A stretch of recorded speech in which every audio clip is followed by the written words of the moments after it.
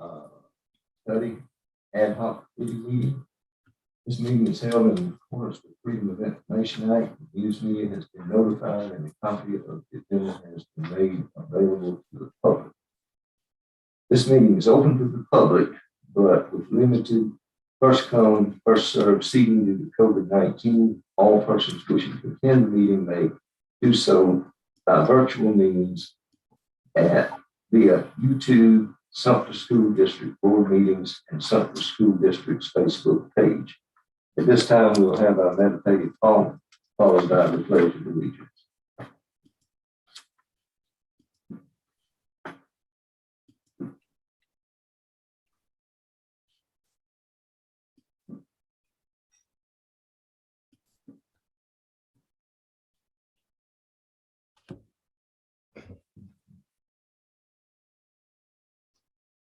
Clayton. For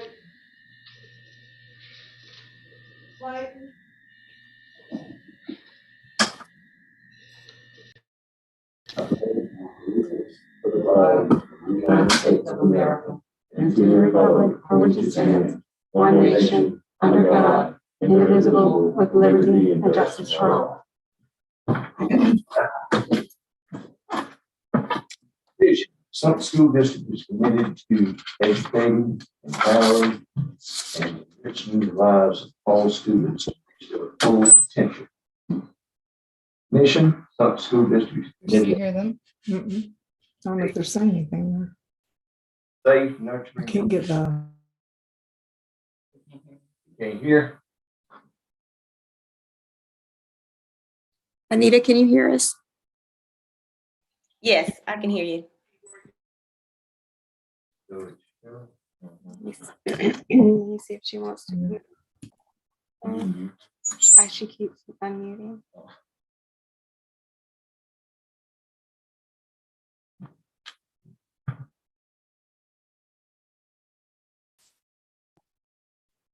Hey, do you want to be on the phone for hearing purposes if you can't hear us? Okay, you can stay. Okay. Just stay on this line.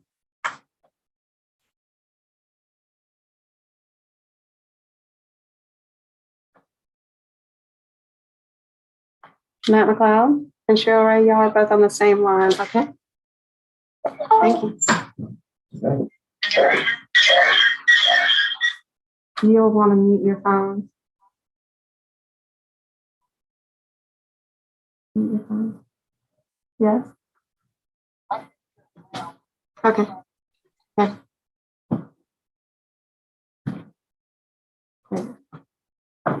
Right, we can start.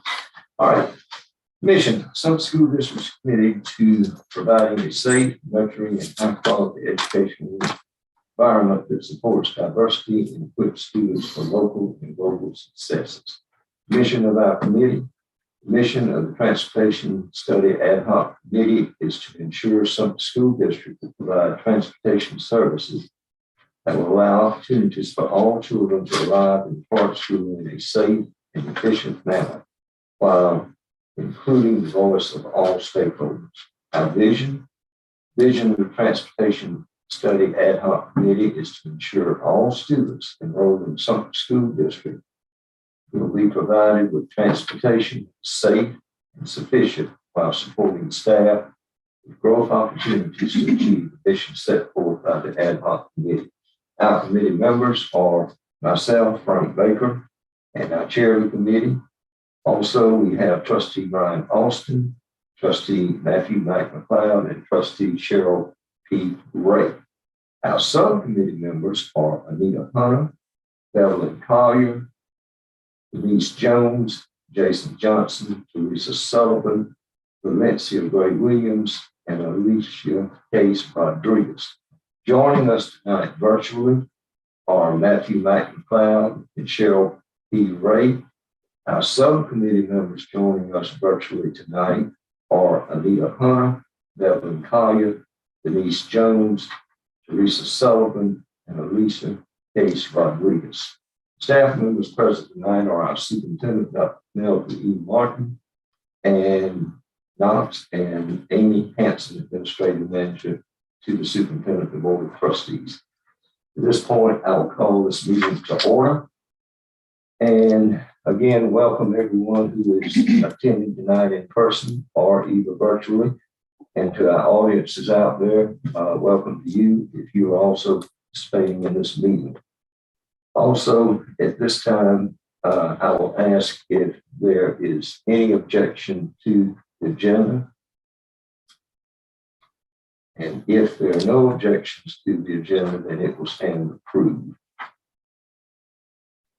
Consent agenda.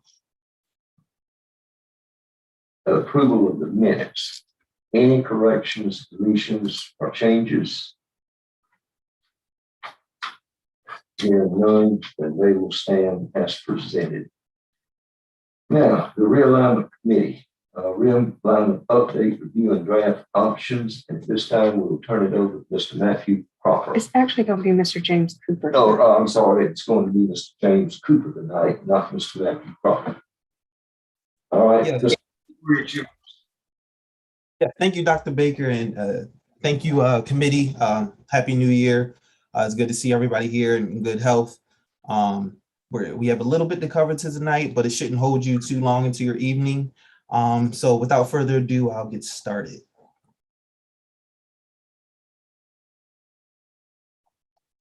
So our goals tonight with this meeting, we want to review some of the input that we received via the public information sessions that were held from December 6th to the 8th.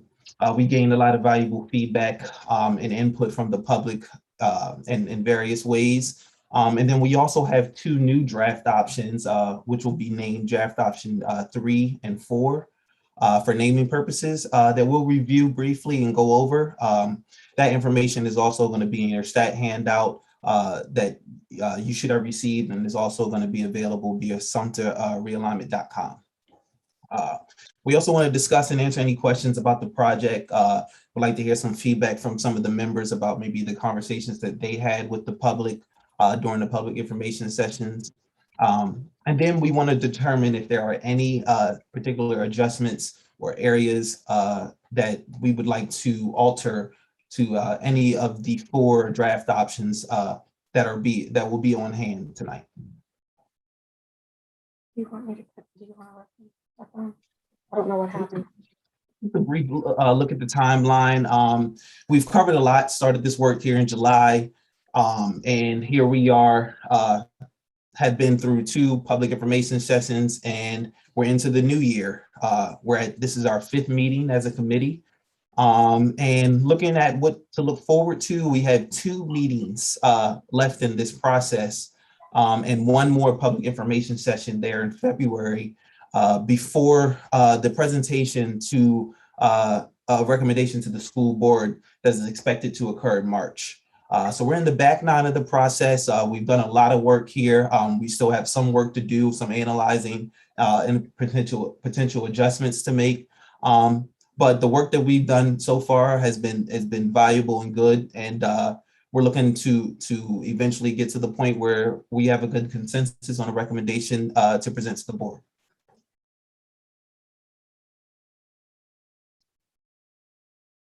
So just to give a little update since December 6th through the 8th, where we had those public information sessions. Those were held over a 3-day span concurrently. And we were able to garner some valuable information from the public at all 3 meetings in regards to their sentiment about the draft options 1B and 2B, and as well as educating them on the overall process and work that has been done.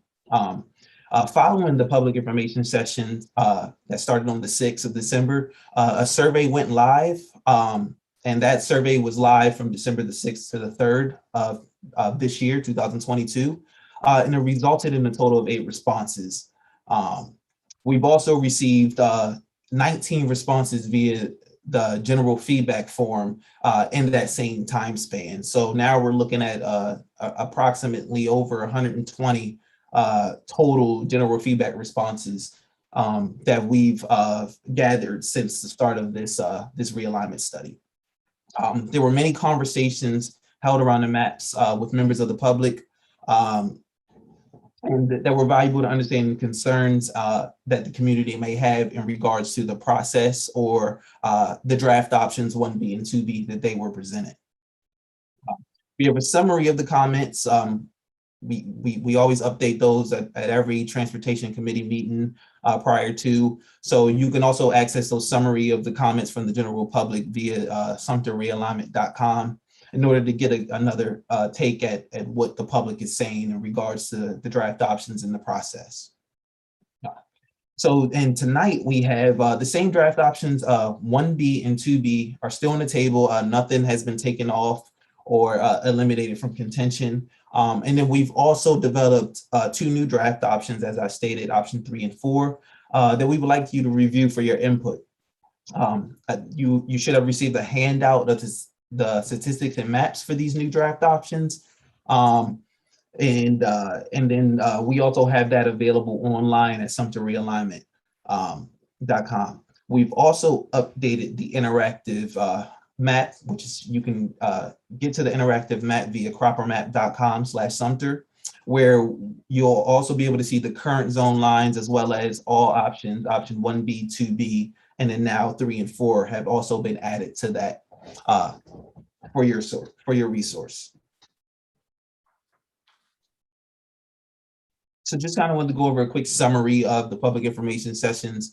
The public was invited to attend a series of those. We had those over a 3-day span on consecutive evenings. And according to our rough estimates, it was about 130 people between all 3 nights of the public attended these public information sessions. And the intent of these sessions were to inform the public about the realignment process and discuss the thoughts and observations with the committee and consultants around the map. Which we've taken some notes, Matt Cropper and I, about some of the pertinent conversations that I'll go over with here in a few slides of some key points that I was able to gather from the public and some repeated comments that many members of the public have said to me and other members of this team during these processes. Like I said, the survey went live and it had 8 responses total. Although that number didn't yield the number of responses that we had hoped for or that we would typically respect or expect from a district this size, excuse me, we still were able to get some valuable feedback via the general feedback form, the survey as well, and then also primarily the conversations that we were having with members of the public around the maps.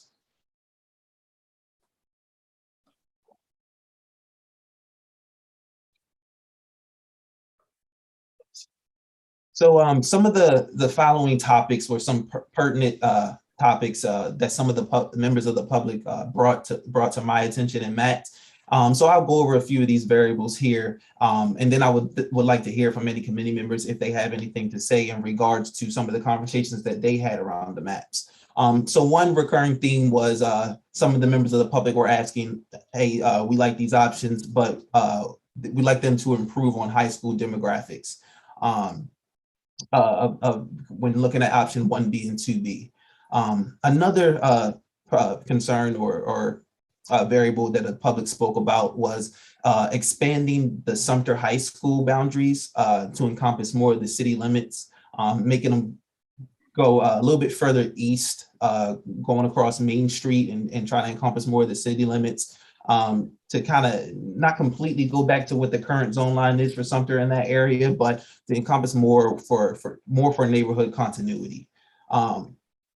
Another topic that was brought to our attention, and this is something that Mr. Cropper and I had noticed during our 3 days in Sumter and being able to drive around the district and get a feel for some of the distances traveled from certain areas was the Rafting Creek area, a very large area to the northwest region of the district, that in option 1B and 2B, we're considering moving that area to Sumter High School.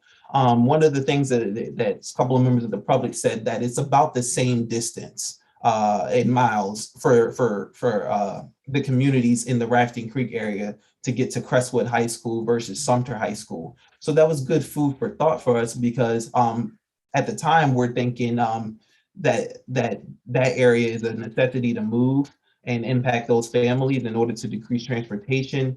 But we're noticing that it's about 17 to 19 miles for particularly the Rafting Creek area to get to Crestwood High School in Sumter, and it's about the same time traveled as well.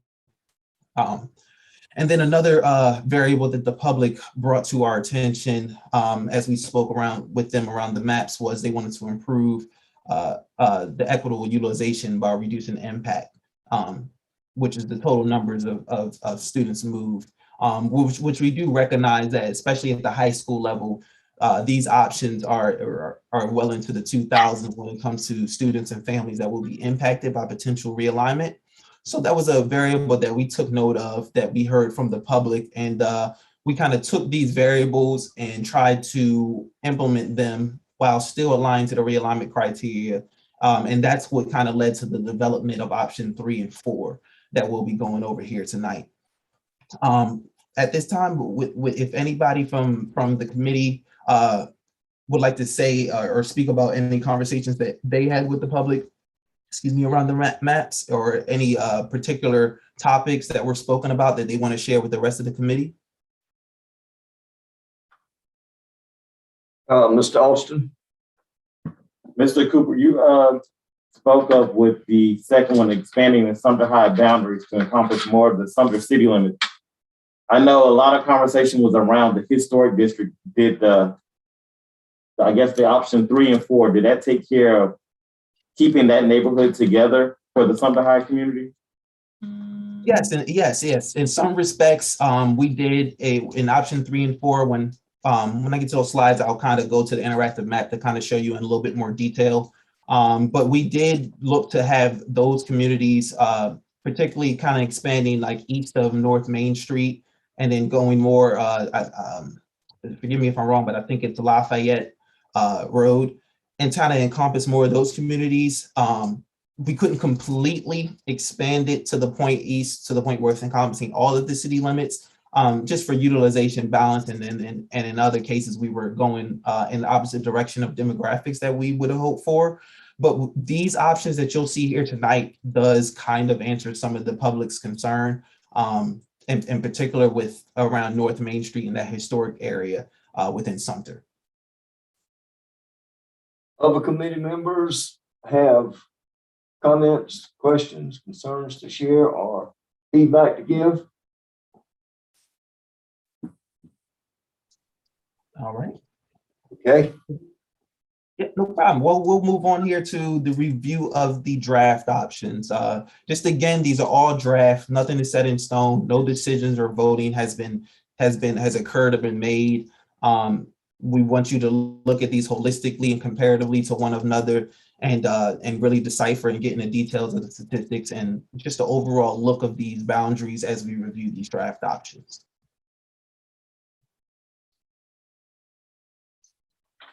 So again, we have 2 new draft options. Option 1B and 2B are still on the table. And then we developed option 3 and 4. And these were created using option 2B as a template. So you'll see with option 3 and 4 that there's a great similarity between option 3 and 4 when it comes to 2B. But the big changes with option 3 and 4 compared to 2B is more at the high school level compared to the elementary and middle school level.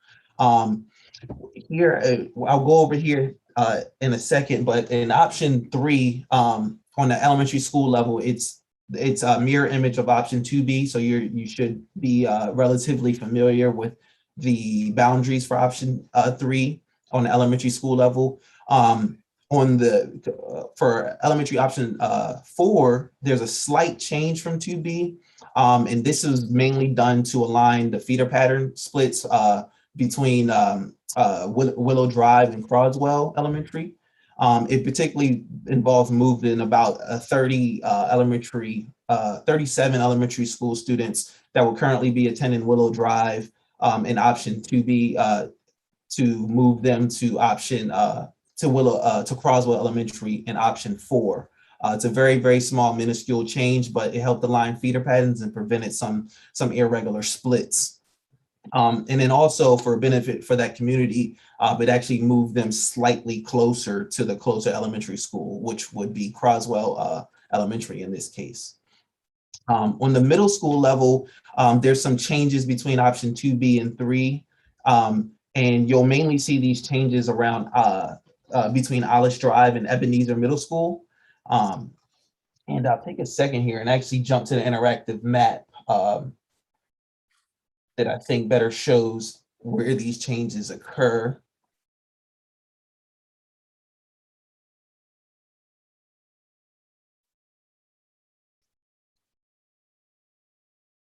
So you should be able to see here, just piggybacking off the elementary school changes. This is what the inner city boundaries for option 2B for elementary are looking like. And in option 3, they're the same. There aren't any changes on that level. But in option 4 here, you'll see here along North Main Street and Lafayette Drive, this community in option 2B would be attending Willow Drive Elementary School to the west. But in option 4, we had this community attending Croswell Elementary School to the east. And it, like I said, this was primarily done for feeder pattern purposes, excuse me. And then when you're looking at option 3, the primary changes were done to Alice Drive and Ebenezer. So when looking at option 2B, you see Ebenezer actually extends below US Route 370, I think that's 378 here. And then in option 3, we have Alice Drive extending north, the boundaries to the north of Broad Street along US Route 378. And then it also extends a little bit more north to pick up this community here along Robert E. Graham Freeway. So it's slight changes from 2B when it comes to looking at middle school option 3, but these are where the primary changes are occurring on the middle school level with option 3. Compared to option 4, here's 2B. And then in option 4, you see Ebenezer and Alice, Ebenezer extends south again, kind of mimicking what option 2B showed. But the other major changes that you'll see here for the middle school level for option 4 is that Alice Drive actually extends even further east, crossing over North Lafayette Boulevard Drive, excuse me, compared to option 2B. So just a subtle change there, and that was all for feeder pattern purposes, and better aligning those instances. Let me just take over here to the PowerPoint.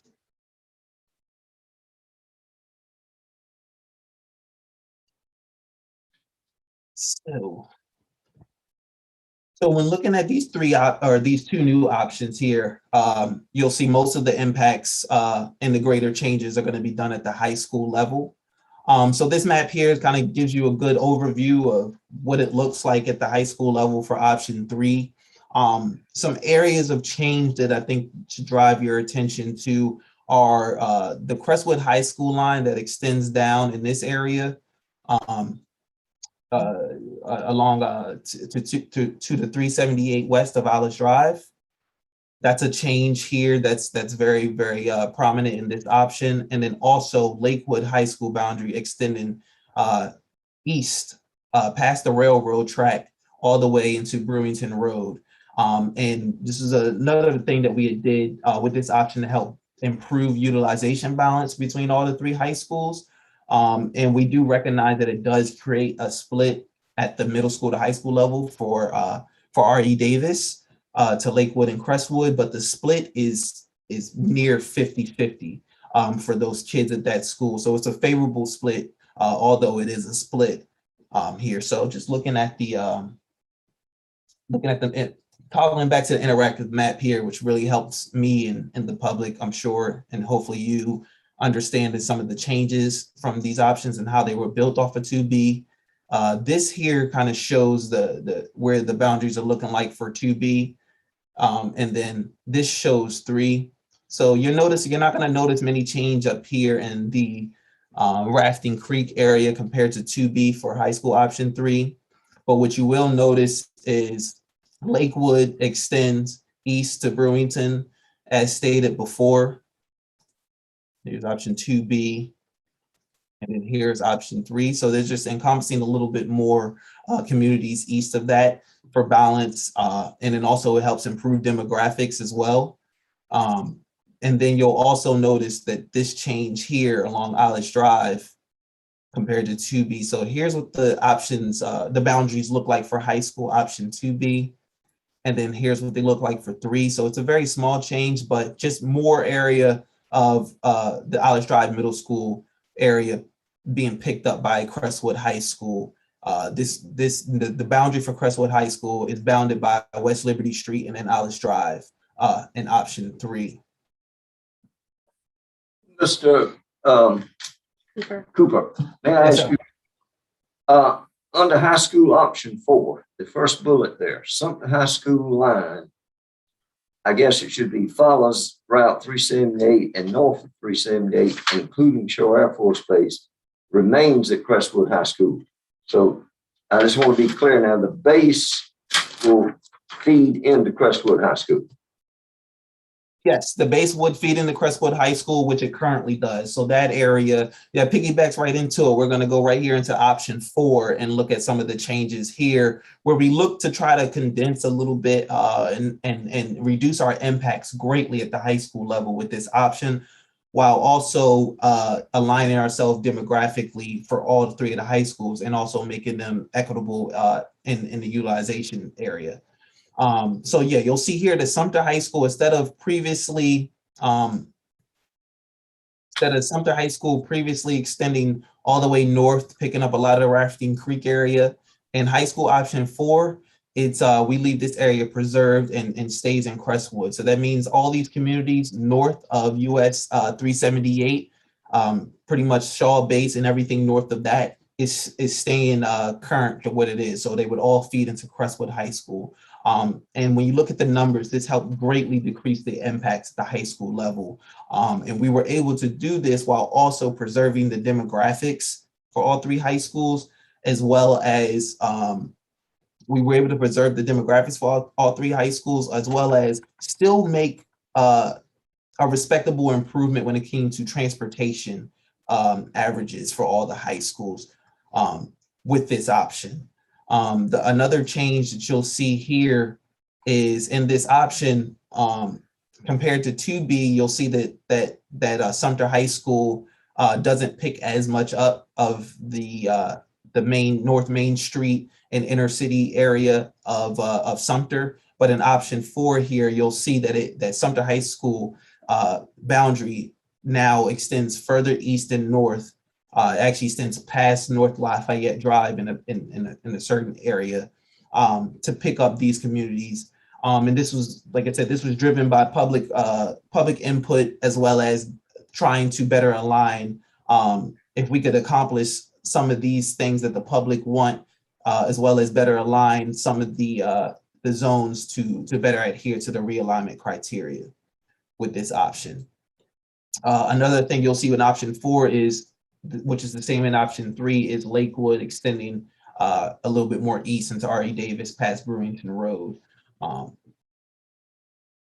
So any initial gut reactions on these options, anything that you want to discuss? We definitely want to get your feedback, especially as it pertains to how you feel about the Rafting Creek area staying in Crestwood in option 4, or do you guys, or do you feel that area is better suited for Sumter High School? And then also, what's the committee's reaction and sentiment on extending Sumter High School's boundary a little bit further east when it comes to the inner city past North Main Street? Okay, committee members, whoever wishes to speak or give some feedback or input. We understand it's a lot of detail. We have a few weeks before our next meeting, so we definitely have some time for you guys to dig into the details of it and look at the statistics in a more in-depth fashion. And definitely would be able to give us feedback by next meeting. But I definitely wanted to, if there was anything that was more objective or or you feel is very, very pertinent in your gut reaction on these options, us as a consultant and obviously the general committee would love to hear anybody's input. I have a question. Yes. I know, I think you gave it to us online somewhere, but how many students would options 3 and 4 impact for high school with these changes? What options 3 and 4 impact for high school? So looking at the high school level for these options, option 3, the impacts go up slightly because we're changing a few more areas when it comes to Lakewood extending into R.E. Davis territory. So we're looking at about 2,238 high school students being impacted by option 3. Comparably, option 4, we get the impacts down to 1,413. So compared to some of the, compared to option 3 and 2B, option 4 is almost cutting that impact in half on the high school level. Thank you. Yes, ma'am. Any other questions or concerns? All right, I'll move here to the score evaluations, and we developed this chart to kind of give a good understanding of how these options align to the realignment criteria, whether they improve or go in the opposite direction and according to certain variables. So just a general overall consensus looking at this here on the elementary school level, all these options are very, very comparable. There are small inclinations when it comes to an option, but overall the options compare very, very similar on the elementary school level for all 4 options. On the middle school level, there are some changes here. Like you'll see option 3, the impacts go down significantly compared to option 1B and 2B. And in option 4, we get the impacts down to 440 kids at the middle school level with option 3, while also still able to develop and create a good equitable utilization for all the middle schools. Another good factor that you'll see here looking at the score chart is looking how the transportation actually goes down for option 3. So that's another big variable that's driving this realignment that option 3 encompasses, and option 4 it also improves compared to current as well. But where option 4 kind of some areas that we know could be improved with option 4 when it comes to the feeder patterns. When you have a moment to look at the statistics, you'll see that there are a fair amount more of splits when it comes to option 4, and that was an area that based on your feedback between now and next meeting is something that we could potentially try to clean up on that level to get the feeder patterns up to a more respectable and better aligned with our criteria. But that's something that we have to dig into the details and get your feedback on ways that we potentially could improve option 4 to better align to our criteria. Here on the high school level, you'll see that both options 3 and 4 improve on the utilization, which is a big factor that we were trying to accomplish. As stated before with Mrs. Clayton's question, option 4 cuts the impacts of total high school students in half compared to some of the other options. Distance-wise, we were looking at the average student transportation distance for these 2 options. For option 3, it does slightly go up, but it's very comparable to option 2B and 1B. So we're moving in the right direction. And then even option 4, while it goes up a lot more because we're moving that Shaw Base area and Crestwood area back into Crestwood, you'll see that the average student transportation actually goes up a lot. And one of the things that I noticed with my research was while the Rafting Creek area north of Shaw Base is about the same distance traveled to get to Crestwood or to get to Sumter, which is 17 to 19 miles.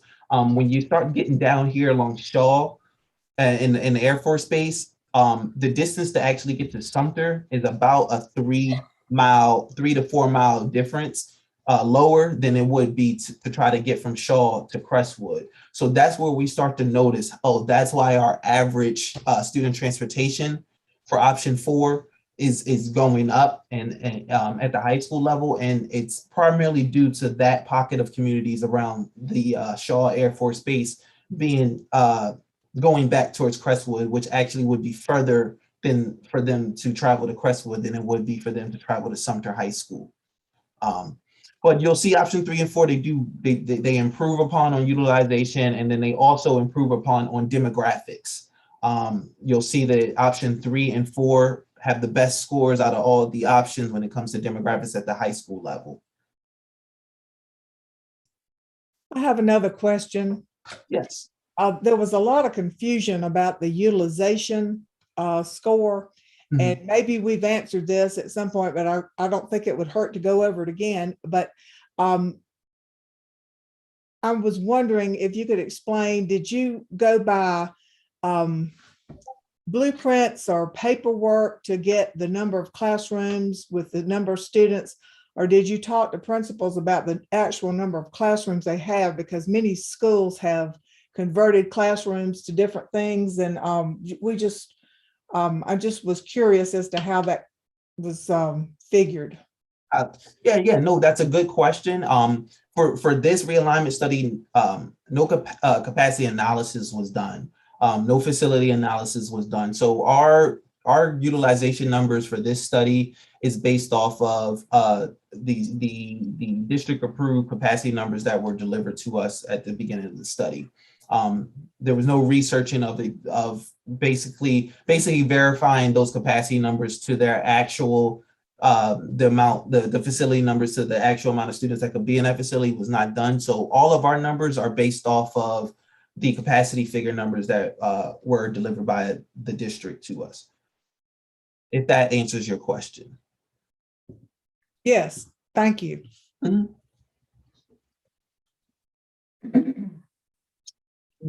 So the first table, the previous table here, this is the option score table, which kind of summarizes and kind of gives a good understanding of how each of these options better align to the realignment criteria. And then there's the option rank table, which takes those scores and just ranks them. So since we're dealing with 4 options, you're going to see particularly ranks of 1 to 4. In some cases, you may see only a rank of 1 to 3 because maybe 2 options are actually tied. So they would be tied for 3rd place. But just looking at this and some numbers to pull out of here are looking at how well these options are compared to one another. So just looking at the overall option rank, option 3 has taken a new lead as the #1 ranked option as it pertains to how well it adheres to the realignment criteria, which is our goal with these options. Option 4, while it greatly decreases the impacts and it improves and it ranks the best on the high school level in particular, overall it's ranked 3rd and tied with option 1B. So it doesn't completely overrule option 1 or option 1B or 2B in this respect, but it's definitely respectable and deserves some of your consideration. And one of the big factors that I believe brings option 4 down in the rankings is due to the feeder patterns. There are some areas that we feel could be altered and cleaned up to better improve these feeder patterns, because right now on the elementary school to middle school feeder pattern, it ranks 4th of other options, and then also on the middle school level, it ranks 4th. So there's some areas that option 4 could improve upon in order to better align itself to the criteria. But we thought, given that it improves upon utilization and demographics, as well as greatly decreases the total impacts of kids, that it was a viable option to bring forth for your consideration. Any questions or concerns about the ranking or ranking tables or scores?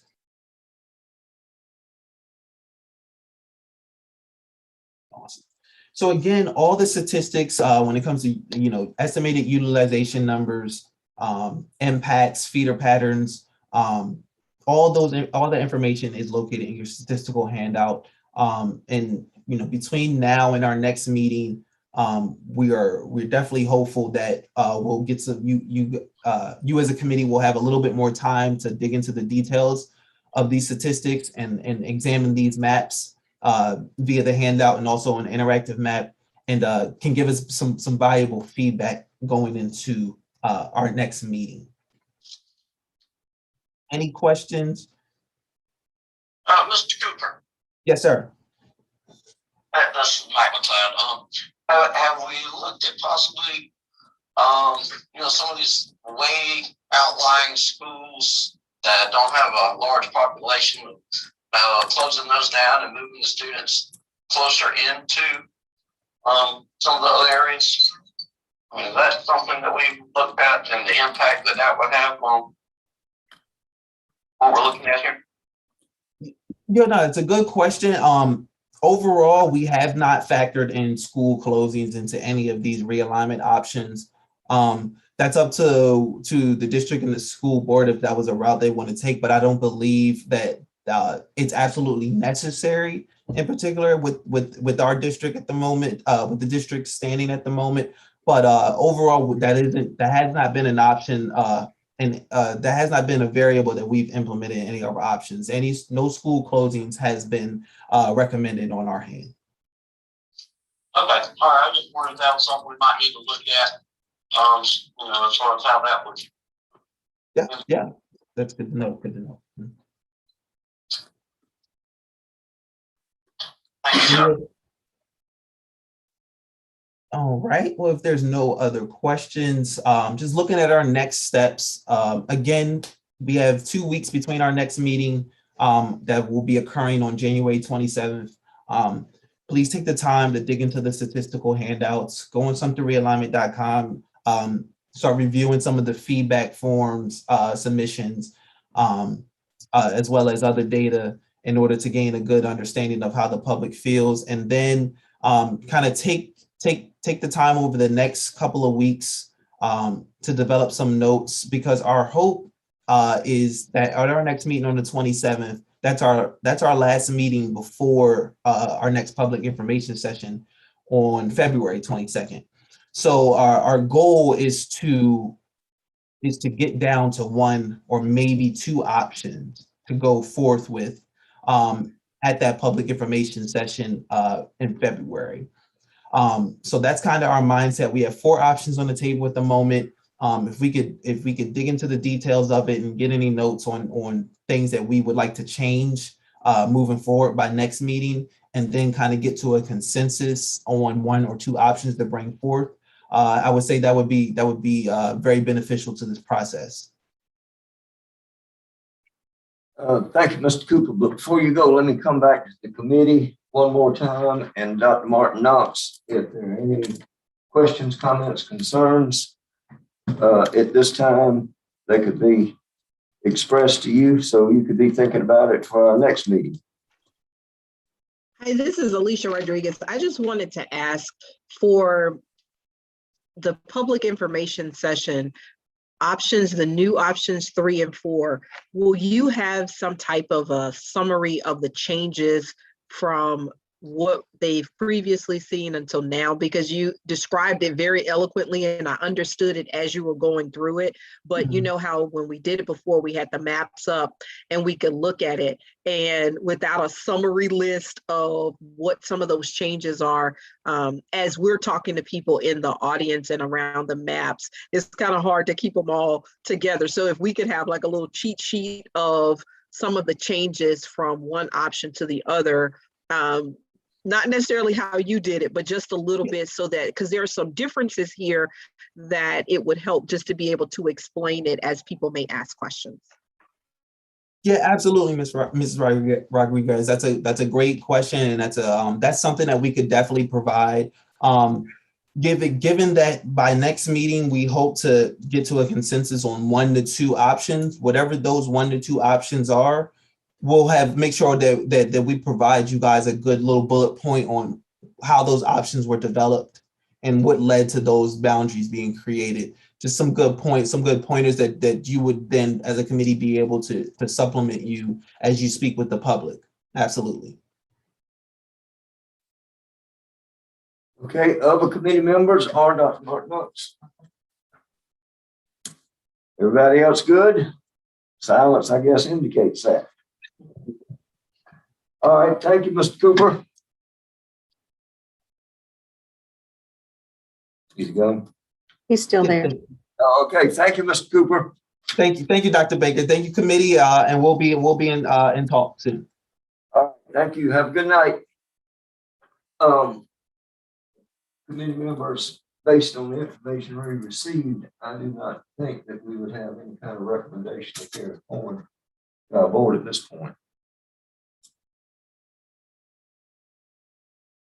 Anybody? Okay, so we will not have a recommendation. We'll wait till our next meeting and see what information is brought forward at that point in time. So, having said that, again, we'll thank everyone for participating tonight and keep encouraging people to give feedback, because that is what results in these changes and bringing new options forward. And in most cases, the citizens in these communities understand much more what the impact's going to be. So again, I encourage citizens to give us input and give feedback so it can be a true representation of public input there. Well, having no other further business, I'll call the meeting to a close. And again, have a good night. Thank you.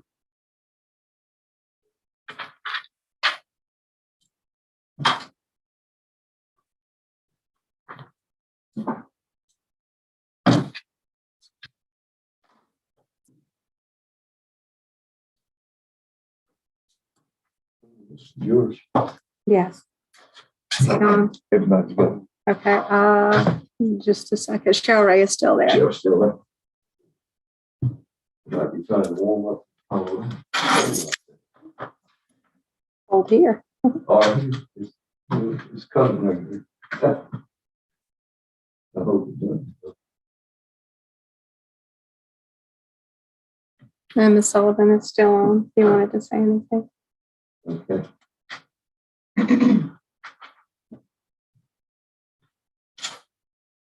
Ms. Sullivan, are you still there? I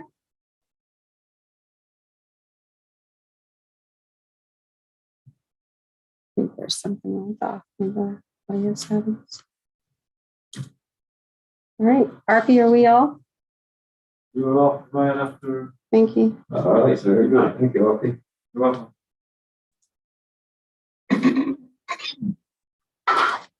Thanks, y'all. Good night. Thank you. Good night, Bruce. Watch your step. Going Yeah, out I there. will make sure that. Yeah, you. Yeah. Yeah. A whole lot better. Yeah, you do. Guess you'll be getting phone calls now.